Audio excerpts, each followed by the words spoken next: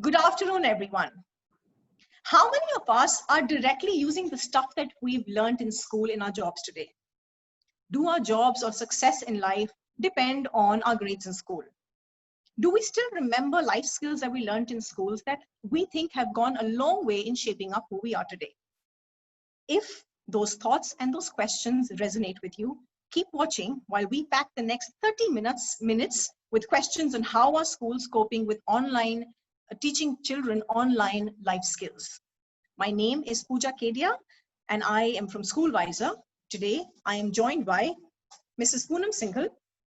Mrs. Singhal has an experience of over 3 decades and has been associated with schools such as APJ, DPS Mathura Road, the Heritage School, the Millennium School, Global Indian International School, and GEMS Modern Academy. She is currently the principal at the Paras World School in Gurgaon. A very warm welcome to you. We are also joined today by Mrs. Vasudhata Sarkar, who comes with an experience of over 24 years. A gold medalist in history, Mrs. Sarkar has taught history in both national and international curriculums. Mrs. Sarkar is currently the principal at the Vega School, Gurgaon. Welcome to you as well. So without any further ado, I'd like to start with requesting. So there are essentially, the topic of our discussion today is life skills and how are schools using life skills to teach children online. While there are a lot of life skills that we can look at, but for the sake of today's discussion, I'd really like to keep our focus on skills such as critical thinking, problem solving, decision making, managing stress, and self-awareness. The other skills such as collaboration, creativity, communication, needless to say, extremely important for our children. But from a parent standpoint, they are slightly more easy to gauge in terms of how a child is doing. These skills are slightly more tricky. So given that, I'm going to request you to focus on these 5-6 skills. We've just been joined by Mrs. Kaushik. Hi, good afternoon, Mrs. Kaushik. I know you're not in the best of health, so thank you so much for joining us. We'll quickly introduce Mrs. Kaushik. Mrs. Kaushik comes with an experience of 30 years and is hands-on with curriculum design, teacher training, administration, and other key aspects of school education. She is currently the Director Principal at Mount Olympus School, Gurgaon. Welcome and thank you once again.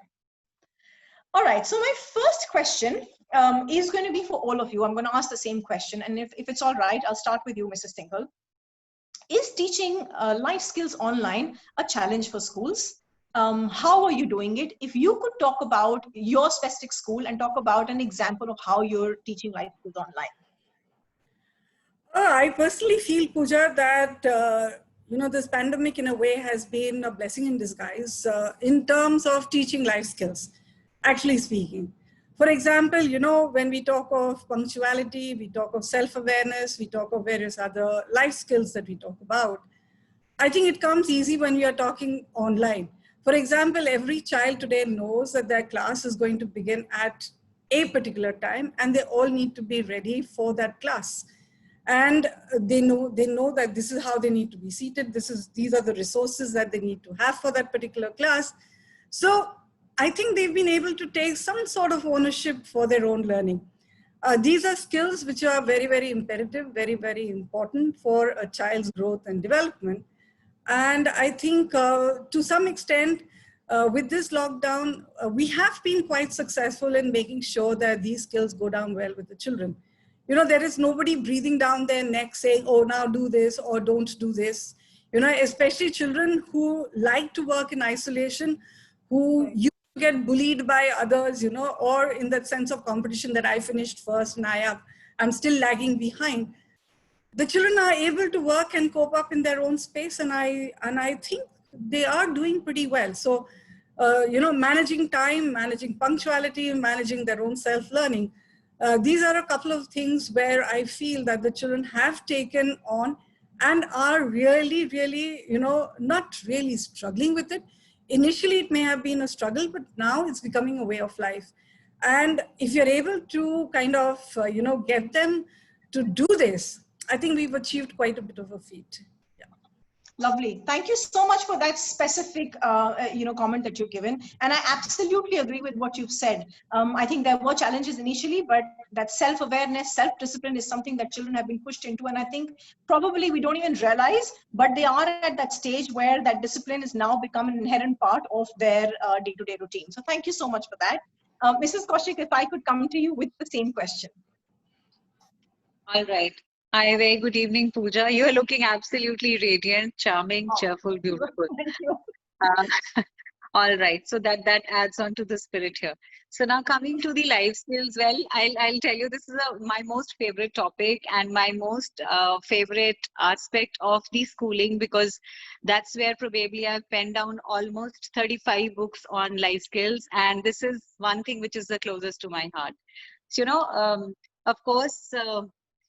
It's very, very important that yes, the children take it up that way. Naturally, it comes to them when they are in the school. It automatically comes to them with variety of things that they do, right from morning assemblies to simply lining up into, going for a class, even wishing didis and bhaiyas on the way. So these are small, small little things. But over this time, I always believe in SWOT. And in the SWOT, when I look at O and opportunities, so we said, okay, fine, let's figure out what kind of an opportunities we can have and we can express and we can take it up further.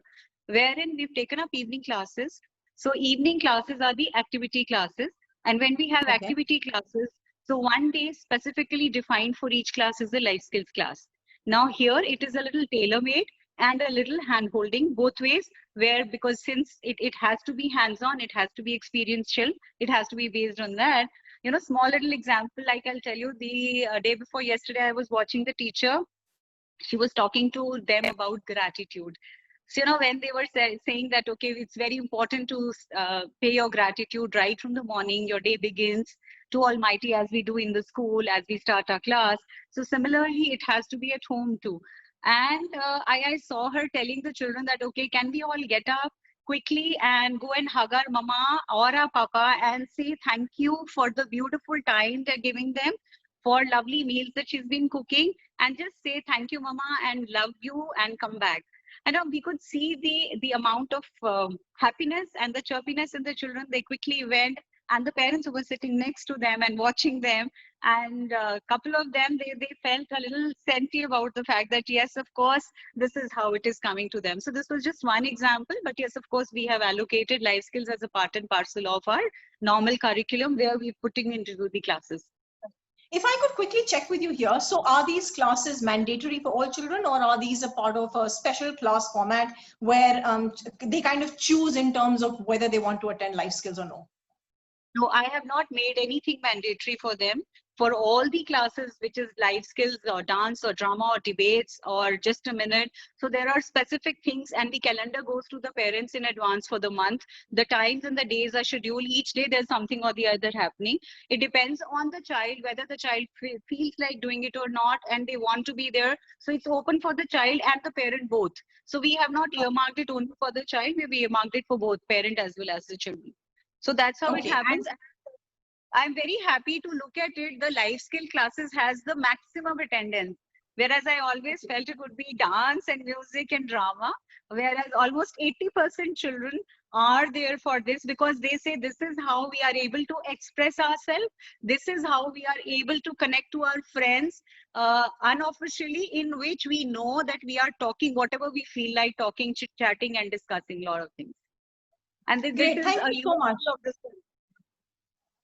Right, and I think it makes a lot of sense as well. There's a part of our discussion where we're going to talk about, the kind of importance that life skill has vis-a-vis core curriculum. So I understand the schools are currently also struggling with the reduced time and thus coping up with curriculum. So it's great that you've introduced it as a separate subject or a separate section where life skills kind of gets undivided attention. But that also kind of brings a question into being that if parents or children don't feel the need to attend, it's not really a mandatory subject. So great. And you also mentioned things like managing emotion and also managing stress. So self-awareness, gratitude, I hear all those things very, very positive. So thank you. Mrs. Sarkar, if I could also come to you now with the same question, and it'd be great if you can quote specific examples from how you do this at WEGA. Yeah, so it was fairly easy for us at Vega because at Vega we follow a specific methodology, which is the problem-based learning methodology. And in this pedagogy, we use real-life problems. And through these real-life problems, we teach them concepts. And along with academic concepts, life skills are also woven into this. Now, I wouldn't say life skills are a separate subject altogether. We don't take it as a separate subject, and life skills cannot definitely be taught in silos. These are simple everyday skills that we try to inculcate in our children, and we hone these skills. So for instance, currently online classes, I think the most fabulous skill that our kids, learners have learned is resilience and grit, along with all the empathy, sensitivity, team building, collaboration, critical thinking, all of that. I think it's resilience and grit that has really come to the fore, and that's one life skill that's really going to stand them in very, very good stead. For instance, sitting across a laptop screen for several hours at a time, interacting with your friends only through a screen, adapting to a new learning method, not being able to step out, even though you want to really, really step out. I think that speaks hugely for our children and their ability to adapt to a situation. And that's the one skill that we need to give them going forward. And that's a very, very valuable life skill. And of course, through their classes, there is the time management skill that comes in place. There is empathy when you're teaching and you're helping your fellow classmate to upload a homework assignment because that friend is not as tech savvy as you are. So you're helping that person there. So that calls for sensitivity. When you're listening to the argument of the other person, that also calls for empathy. Then your public speaking skills come into play. So all of that is woven into our PBL pedagogy. Now, we at Vega, for instance, the homework that we think of is a little creative and innovative in the sense that we give opportunities to our children to be creative and to think independently rather than just, test their conceptual knowledge. So for instance, recently what we did was in KG, as young as KG, we taught them the concepts of domestic animals and wild animals and their natural habitat. And then we asked them to create a story. Now, what they did was they created a story and they came back with it. So that told us about their creativity, their imagination, their problem-solving skills, because they were able to, compare and contrast, come up with differences. And then at the same time, it was also their presentation skills, it was their articulation, it was their communication skills, it was all of that that came to the fore. And then there sorry, was... Can I just quickly check with you? So all of this in terms of especially, project-based learning, because the way the curriculum that I know that Vega follows is that, that children are kind of grouped and they're given tasks to do. Does that not kind of pan out better if the children are physically there? Or do you think no online platforms Yes. are being... No, online platforms, of course, we've had to work around it because definitely if we are physically in school, it's easier to do it. But yes, in our senior classes, we've also explored breakout rooms. So what the teacher essentially does is she gives them a problem and then she groups them into groups and puts them in different breakout rooms. And she's able to walk in and out of the breakout rooms and discuss with them. And then they all again come back to the same room and they have a discussion. So the teamwork is still there, the collaboration is still there. So your leadership qualities are still being developed over there, as also the empathy, the sensitivity. And what I think is time management is really a skill that these children are learning because, staying at home, when you come to school, it's a different thing. You get up, you have a bath and you have a bus to catch and you run to school. But here you can't really roll out of bed and sit over there because this is a school time. This is a new normal and there has to be structure and routine in your life. That's another skill that our children are also learning at this point of time, a very, very valuable life skill at this point of time. See, going forward, we have no idea what challenges our children are going to face. We had no idea that COVID would put us in this situation, but our children are learning. And I do think they're coping very well with the situation. Some of them are taking a little time, the others are not, but they are helping. So that's sensitivity, that's empathy. And I really love the way the children are coming together and their patience with each other, the patience when the teacher goes off and says that, oh, I'm having connectivity problems. And they say, no problems, ma'am, we are waiting here, we're waiting for you. And they wait there and they don't create a problem. initially, yes, they would start, chatting in their chat boxes and writing all kinds of things. But now they tell each other, don't worry, ma'am's going to come back. It's okay. So I do think these are very simple, daily, very valuable life skills that our children are learning. And Thank you so much. Our PBL pedagogy really helps us in this because we've always used real life problems. And this is a huge problem. COVID is a huge problem. And that's how we are helping them cope. Perfect. I think beautifully put up. I think you kind of spoke about a lot of life skills. And what I hear you say is that, yes, technology initially was a hindrance. Like any change, it has its transition phase, but now it seems to be something that aids you and helps you to make sure that life skills like compassion, resilience, grit, helping hand, problem solving, all of these are kind of coming to life in the online platform. So great. Thank you so much. Mrs. Kaushik, if I could come to you, we touched upon the fact that, yes, schools, especially in middle and senior wing, are facing a little bit of a struggle when it comes to completing the curriculum. Given that, do life skills kind of go on the back burner, and is that something you come to when the core curriculum is finished, or is that not really your approach? I can't hear you, you're on mute. All right. Is that fine now? Am I audible? Yes. Good. Yes. Okay. So I said, Pooja, see, when you look at the curriculum, it's like basically, I personally, if you ask me and my teachers, they'll always say the curriculum and life skills are not segregated. They're not two different things. They are similar. They're together. Every which ways they are amalgamated. It is together. It cannot be. You cannot say that, okay, I'm coming and doing the 3 hours of teaching and then completely finishing it and the course has to be over. Right. That's not the story. Neither online nor offline, nor in place in physical form.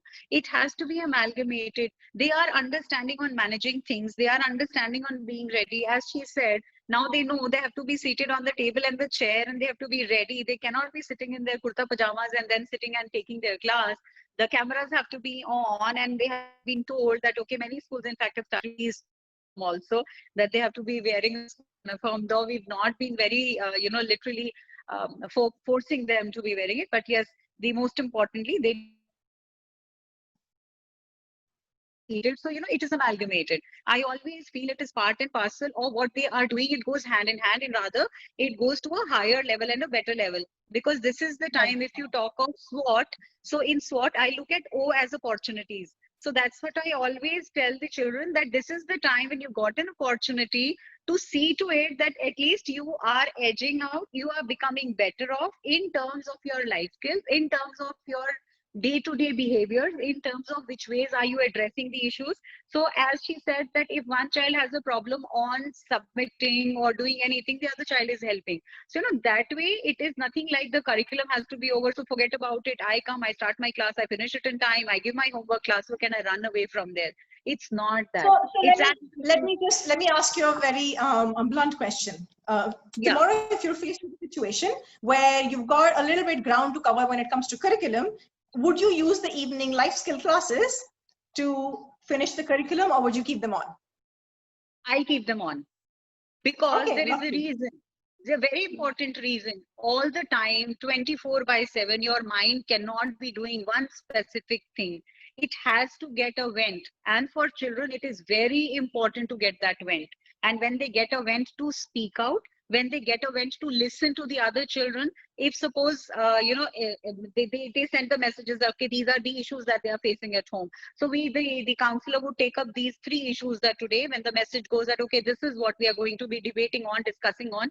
So, if I'm sitting, there is a problem with me, but then I know that my so-and-so friend has helped me out with a solution. That friend may not know the problem lies with me, but the friend knows that, okay, all of them have shared it, discussed it. So maybe I come up with 3 or 4 or 5 different days out in which I say, okay, this tricks me, and this is where it's going to help me out. By any chance, under any circumstances, life skill is the closest to my heart. I'll teach a chapter less in chemistry or physics, but I will not do away with life skills ever. Because that is amazing. And it's actually very refreshing to hear educators, talk like yourself. This is not something that we heard of about 10, 15 years ago, but it is the need of the hour. So it's great that, your focus is kind of on making sure that while everything else is important, so is life skills, and that carries on. I'll Mr. add on Singh, that, Pooja. sure. Sorry, Sure. I'll just add one more thing. See, earlier the need was not there because you had a family where people were there for you. So at least one of the parent was there. Our mamas, our parents, out of both of them, one was working, one was not working. And out of the siblings, we had 3 to 4 to 5 siblings. So one of the elder sibling or chacha, chachi, mama, somebody was there to handhold, to help us. Now it is the child who comes alone to school, goes back, and all by himself or herself, she's sitting all by herself till 8 or 9 in the night waiting for the parents. Where does she share? Where does he go to? So that's the reason. That's why we say Perfect. it is more important. Otherwise, so Shant-like cases won't happen. Right. That's actually true. I mean, it's unfortunate what happened, but I think there is that need for creating that social connect, letting children kind of be aware and strong from within, so that don't resort to stuff like that. Mr. Singhal, if I could come to you really quickly, you know, we've heard the importance of life skills and how that needs to be a part of our curriculum. Does CBSE also mandate that it's kind of integrated within the system, and if so, yeah, how? I think CBSE has very clearly articulated. In fact, there is a complete manual now on life skills and how do we need to integrate life skills into our curriculum. I think critical thinking, like we've all been talking about, is a very, very important skill. Now, when we talk about critical thinking doesn't mean that, you know, you look at things critically. It's not about the amount of knowledge that you've accumulated and how much you have been able to store, but how convincing are you to be able to use that to your advantage in a particular situation? For example, I mean, and this is a common example that I give to a lot of my students.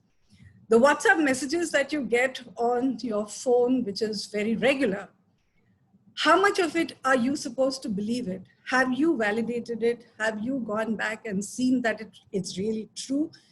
That is also amounts to critical thinking. I also tell them that how many of you have been able to put in an original idea on a WhatsApp? Forwarding somebody's WhatsApp and saying, oh, you know, let's share this is not good enough. You need to think through critically to be able to analyze, to be able to understand whether this has value or this has meaning to me. Talking about, for example, when we talk about social discrimination or, you know, topics like that, it's very, very important for them to understand things critically too. And what better than giving real life examples? For example, recently when we had this incident about George Floyd in the US, or whether in Tamil Nadu you had these two, father and son who were brutally hit. Now, these are all discriminations which are coming from somewhere. Why is it happening? What do you think would be your stake in helping, you know, ease out these things? Because going forward, if you're going to be living in a society, which is going to be your society, I always keep telling them that we are phasing out, we are on our way out. How long? 10 years, 15 years as educationists. Most of us are in our 50s, entering into our 60s soon. So we're not going to be there lifelong. It's you who have to take that ownership and move forward. And therefore, critical thinking becomes an important aspect. When we are talking about self-awareness too, self-awareness is to be able to accept who you are. I am so-and-so. These are my flaws. These are my whatever goodness that I have in me. Reflect on all of that and take it forward. Rather than saying, oh, you know, get disturbed by it. She made a very pertinent question about Sushant Loh, so I'll take that forward. Had he actually seen his own life and the goodness in his own life, that even not coming in from a background from the film, he was able to make himself a huge success. Why are you so concerned about what people are saying behind your back? That also amounts to critical thinking. And I think CBSE is really, really working very, very hard to make sure that we, you know, application of real life skills into our curriculum becomes the essence or, you know, the way forward. So, sure. And I really like what you said, in terms of not just looking at information, but actually trying to see if that information has the value that you need, and looking at that information and seeing what part of that is actual data or information that you want to use and what part of that is noise, and separating that out. And that is something that our children will definitely be using. If I could just extend that, Mrs. Sarkar, this is for you. So I know from my experience in life, anything that gets measured gets worked on. So if I'm looking at reducing weight, the first thing I need to start doing is make sure that I get on that weighing scale and start looking at, where the scale is moving. Similarly, for critical thinking, do you think that there is a very, good system in which it's assessed and it's tested, or do you think that's still work in progress? No, I don't think it's work in progress, because I keep coming back to our pedagogy. See, PBL does use real world experiences, and that is what gets the children thinking, and learning becomes very real for them. So I do think life and experience are the best examiners of these skills that you're talking about. And these, again, let me repeat myself, these are essential everyday skills. And I think emotional quotient and adaptability quotient is something that a child really needs to have. And that is what we work through our PBL. Now, if you look at it, yes, participating in inter-school competitions, a simple competition like the one that we did in Vega recently, which was a cold cooking competition, where we gave them, 3 specific ingredients and a time limit in which to upload the video. So here, all the child's entire cognitive process is working in full gear, and he presents it, and there's his communication skills, articulation, all of that is there. Plus the emotional quotient part is also being developed. Why? Because he now learns to handle wins and losses with equal grace. He learns how to work in a very, very high pressure kind of an environment. Going forward, we have no idea what jobs are in store for these children. So we need to get them ready for the real world. So real world adaptability has to be there. Real world resilience needs to be there. And all of this can't be assessed as in a test kind of thing. But yes, we can see the progression in children. So there are quiet children who become more articulate. There are confident children who become more empathetic. They are not that, oh, I know it all. It's yes, I know it, but I'm ready to accept your point of view also. So it happens in progression. And all these skills are put together in the curriculum that we give to them. And as educators, I think it's absolutely our first and foremost duty to put on our thinking hats and come up with a curriculum. And really CBSE, it's very, very commendable that they've come out with this life skills manual, because they talk about these skills, the essential skills that talks about building of relationships, how to handle, peer pressure, bullying that happens over there, how to handle social media exposure. When we taught them things like, abstract concepts like discrimination and stereotypes and biases in school for grade 6, those are very, very abstract topics. So what we did essentially there was that they went around and they interviewed different people.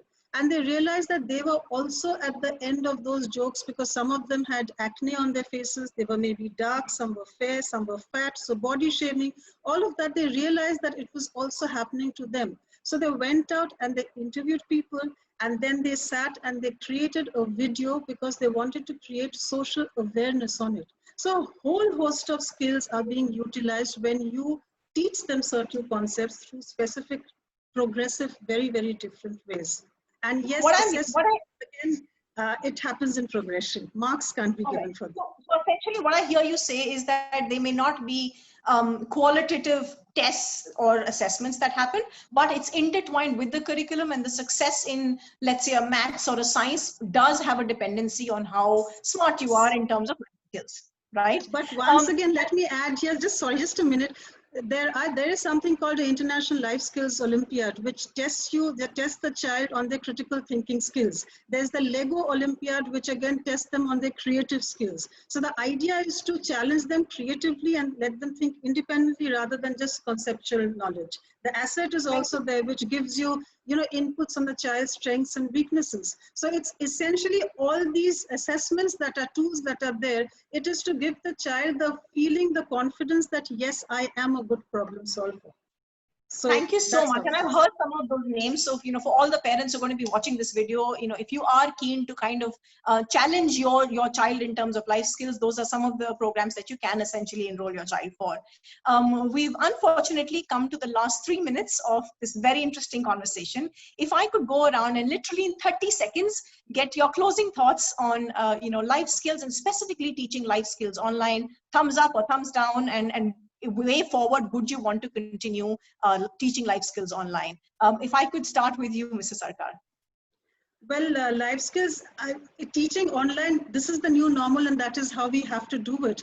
And yes, going forward, it is fairly easy to teach them because at home also they're becoming aware of themselves. They need to keep their surroundings clean. They have to help in household chores.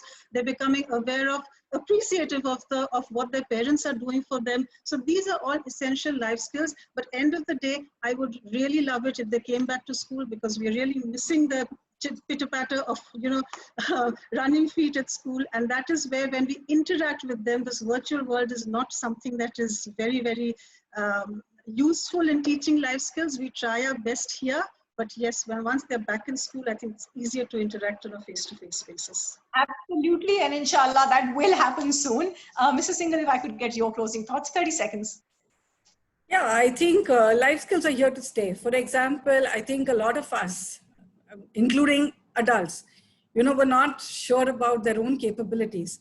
I think adapting ourselves to the new world is something that this COVID has taught us.